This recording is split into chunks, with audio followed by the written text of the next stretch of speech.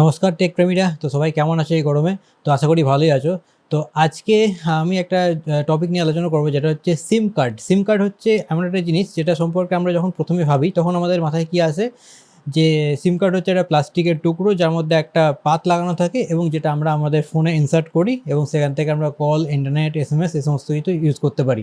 তো আজকে আমরা এই ভিডিওতে আলোচনা করব যে সিম অ্যাকচুয়ালি কি, এটা কিভাবে কাজ করে এবং এর কি কি প্লাস পয়েন্ট আছে এবং নেগেটিভ পয়েন্ট আছে সেগুলো সম্পর্কে। দেখো, আমরা যখন প্রথমে মোবাইল ব্যবহার করা শুরু করি তখন আমাদের কাছে যে সিম আসতো সেটা বেশ যথেষ্ট বড় একটা সিম কার্ড আসতো, যাতে প্লাস্টিকের পরিমাণটা অনেকটা বেশি এবং অনেকটা মোবাইলের জায়গাও নিত। আমরা জাস্ট মোবাইলের ঢাকা খুলতাম, তার মধ্যে সিম কার্ড দিয়ে আবার ব্যাটারি লাগিয়ে কিন্তু ঢাকা কভার করে দিয়ে তারপর সেখান থেকে কিন্তু ফোনটাকে ইউজ করতাম এবং সেখান থেকে কল, এসএমএস করা শুরু করেছিলাম এবং তখন অতটাও ইন্টারনেট কিন্তু আসেনি। তারপর কী হলো, আস্তে আস্তে যখন আমাদের এখানে স্মার্টফোন আসা শুরু হলো হাতে, তখন সিমের সাইজটা কিছুটা ছোট হলো। তখন আমরা সেটাকে বললাম মাইক্রো সিম কার্ড, অর্থাৎ সিমটাকে কিছুটা কেটে ছোটো করে দেওয়া হলো এবং তার মাধ্যমে কী হচ্ছে না, তাদের যে সিম কার্ড, যে সিম রাখার জন্য মোবাইলের মধ্যে যে জায়গা, সেটার স্পেস কমে গেলো এবং স্মার্টফোনে আমরা সেটাকে ইউজ করতে আরম্ভ করলাম। এবং তারও কিছুদিন পরে এই যে মাইক্রো সিম কার্ড, অর্থাৎ একদম যে সিমের ছোট ভার্সন, একদম হাতে এক আঙুলে এক পাপের মধ্যে চলে আসে, সেই রকম জিনিস কিন্তু আমরা দেখতে শুরু করলাম।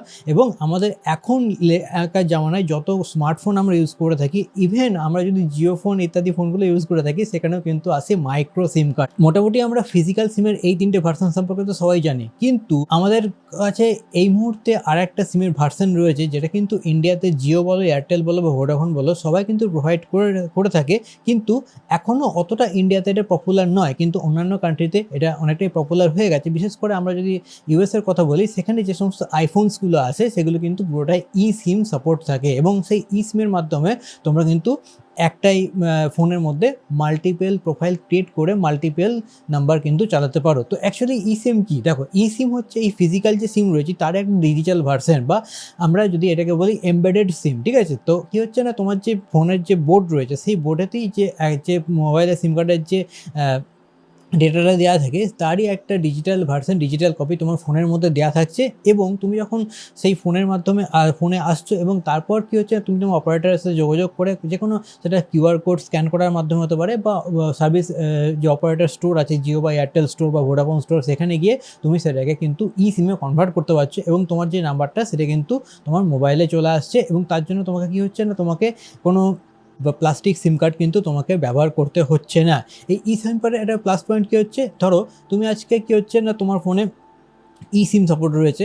তো কী হচ্ছে, তুমি এই সিমের মাধ্যমে মাল্টিপল প্রোফাইল ক্রিয়েট করতে পারবে। ধরো সিম সাপোর্ট রয়েছে, তুমি আজকে চাইছো যে তুমি এখানে এয়ারটেল সিম ইউজ করবে, তার সঙ্গে তুমি জিও ইউজ করবে বা ভোডাফোন ইউজ করবে, একসাথে তিনখানা সিম ইউজ করবে। তো তিনখানা সিমই কিন্তু তুমি মাল্টিপল যে প্রোফাইল রয়েছে সেগুলোর মাধ্যমে কিন্তু অ্যাক্সেস করতে পারবে এবং যখন খুশি সেটাকে তুমি অ্যাক্টিভেট করতে পারবে এবং যখন খুশি সেটাকে তুমি কিন্তু ডিঅ্যাক্টিভেটও করে দিতে পারবে।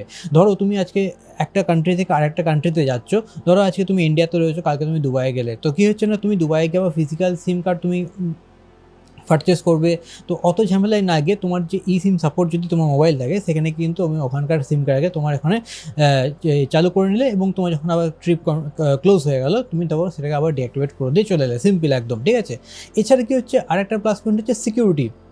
ধরো আজকে তোমার মোবাইলটা হারিয়ে গেল, সেই ক্ষেত্রে কী হচ্ছে না, যে কোনো চোর কী হবে, সিম্পল সিম কার্ডটা বার করবে এবং ফেলে দেবে। সেক্ষেত্রে কী হবে না, তোমার ফোনটা যে ট্র্যাক করা, সেই ট্র্যাক করাটা কিন্তু কিছুটা পরিমাণ ডিফিকাল্ট হয়ে যাবে। কিন্তু সিম থাকলে সে কিন্তু ইজিলি সেটা বার করতে পারবে না এবং বার করতে যখনই পারবে না, তোমার ক্ষেত্রে কী হচ্ছে না, এখন তো অফলাইন ট্র্যাকিংও হয়, কিন্তু এই ক্ষেত্রে কী হবে না, তোমার তাতে কিন্তু আরও বেশি এই ট্র্যাকিং করাটা ইজি হয়ে যাবে এবং যে কেউ কিন্তু এক্ষেত্রে খুব তাড়াতাড়ি তোমার কী হচ্ছে না, সেই ফ্রডগুলো করতে পারবে না।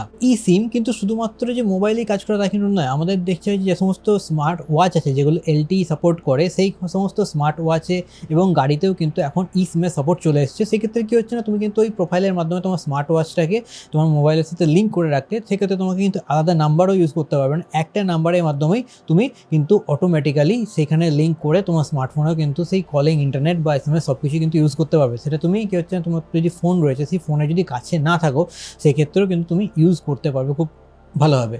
এবার কিছু জিনিস যখন টেকনোলজি আসে, তার কিছু প্লাস পয়েন্ট থাকার সাথে সাথে কিন্তু কিছু মাইনাস পয়েন্টও থাকে।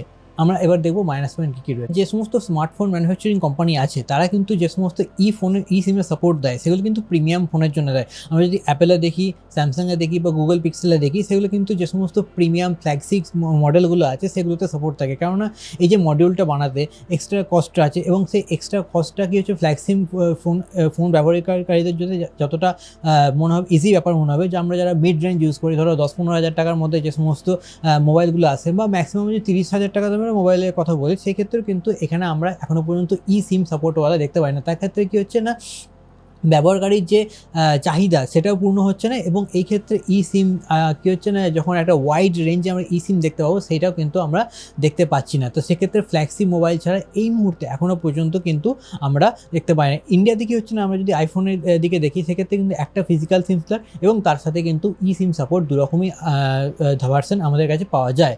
নেক্সট হচ্ছে কি হচ্ছে না, যারা প্রতিনিয়ত মোবাইল ফোন চেঞ্জ করে, ধরো আজকে একটা মোবাইল ফোন ইউজ করছে, কালকে 2 মাস পর একটা মোবাইল ইউজ করছে, তাদের ক্ষেত্রে কিন্তু এটা অসুবিধা হতে পারে। কারণ তাদেরকে বারবার করে কিন্তু একটা সেট থেকে আরেকটা সেটে তাদের সিমটাকে বারবার অ্যাক্টিভেশন করতে হবে। এটা মানে কমপ্লিকেটেড ব্যাপার কখনো হতে পারে, সেটা হয়তো স্টোরে যেতে হতে পারে। তো সেই ক্ষেত্রে কিন্তু যাদের ফিজিক্যাল সিম যারা ইউজ করে, জাস্ট একটা ফোন থেকে সিম কার্ডটা বার করলো আর একটা সিম কার্ডে সিমটা ইনসার্ট করে দিল, তো সেই ক্ষেত্রে কিন্তু এই একটা ড্রব্যাক রয়েছে। এবং কামিং ডেজে আমরা যখন সেই বড় সিম কার্ড ইউজ করতাম সেখান থেকে মাইক্রোতে আসি, এবং এখনকার দিনে কিন্তু সিম কার্ডে চলে এসেছে, যেটা অনেকদিন আগে ইন্ট্রোডিউস করানো হয়েছে, কিন্তু ইন্ডিয়াতে এখনও পর্যন্ত সেটা অতটা পপুলার হয়নি। বাট যে সমস্ত অপারেটার্স রয়েছে লাইক এয়ারটেল, জিও, ভোডাফোন, এরা কিন্তু চাইছে যে সিম যেটা রয়েছে সেটা কিন্তু পপুলারিটি পাক। কেননা ধরো আজকে একটা ফিজিক্যাল সিম কার্ড যখন ম্যানুফ্যাকচারিং করতে হচ্ছে তার জন্য কস্ট আছে, সেটাকে ডিস্ট্রিবিউট করার একটা কস্ট আছে। সিমের ক্ষেত্রে কিন্তু সেটা পুরো ডিজিটালি হয়ে গেলে এই কস্টটাও কিন্তু অপারেটারদের কাছ থেকে বেঁচে যাবে। এবং অবশ্যই আমরা যারা ইউজার রয়েছি তারা যদি ইউজ করি সেক্ষেত্রেও কিন্তু সেটারও অনেক প্লাস পয়েন্ট রয়েছে এবং সেফটি সিকিউরিটি রয়েছে। তো আপকামিং ডেজে আমার ব্যক্তিগত মনে হয় যে সিমের যে রেভলিউশন সেটা কিন্তু আমরা দেখতে পাবো, এবং মোটামুটি যে সমস্ত মিড রেঞ্জ ফোন রয়েছে যারা এখনও পর্যন্ত সিম সাপোর্ট দেয় না, সেই সমস্ত ফোনেও যখন সিম সাপোর্ট চলে আসবে তখন মোটামুটি আমাদের সবার হাতে সিম চলে আসবে। তো ব্যাস এই ভিডিওতে এটুকু ইনফরমেশন দেওয়া ছিল। যদি ভিডিওটা ভালো লাগে অবশ্যই চ্যানেলটাকে সাবস্ক্রাইব করো। দেখা হচ্ছে আরেকটা নতুন ভিডিওতে, ততক্ষণ ভালো থেকো, টাটা।